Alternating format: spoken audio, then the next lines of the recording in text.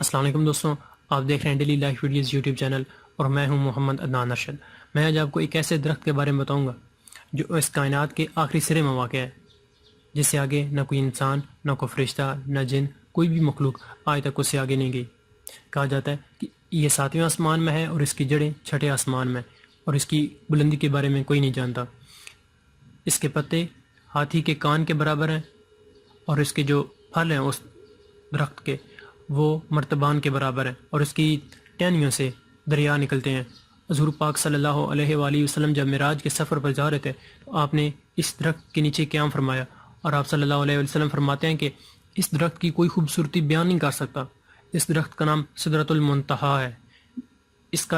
اس کے معنی کا ایک مفہوم یہ بھی ہے کہ بلندی کی انتہا، ٹھیک ہے۔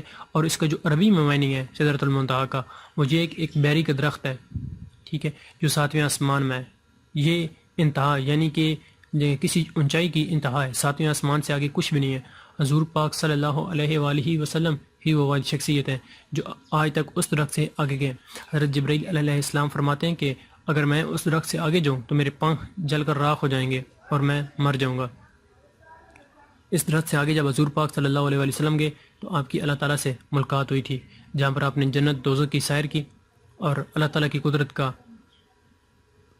نظارہ کیا، اور اللہ تعالیٰ کی قدرت کو آپ نے بیان فرمایا، تعریف کی۔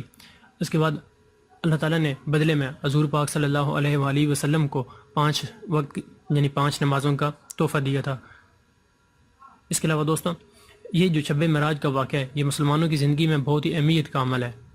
اسے بہت سے کفار جنہوں نے پہلے اعتراض کیا تھا کہ یہ کیسے ممکن ہے کہ حضور پاک صلی اللہ علیہ وآلہ وسلم رات کے ایک چھوٹے سے پیر میں آپ زمین سے 7ویں آسمان تک گئے ہیں، جبکہ حضور پاک صلی اللہ علیہ وسلم فرماتے ہیں کہ میں نے یہ سفر اتنی ٹائم تھا کہ میرا بستر گرم تھا، کنڈی ہل رہی تھی اور پانی چل رہا تھا۔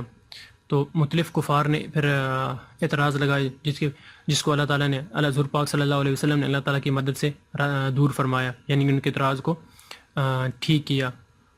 دوستوں، میں کوشش کروں کہ اچھی سی ویڈیوز بنوں۔ اگر آپ کو یہ ویڈیوز پسند آئی ہوں تو مجھے ضرور بتائیے گا۔ اگر کوئی خامی ہو، کوئی کمی ہو، یا اگر اس کو میں کسی اور طریقے سے بہتر کر سکتا ہوں تو ضرور بتائیے گا۔ آپ کی قیمتی رائے کا مجھے انتظار رہے گا۔ اپنا خیال رکھیے گا۔ Thank you so much.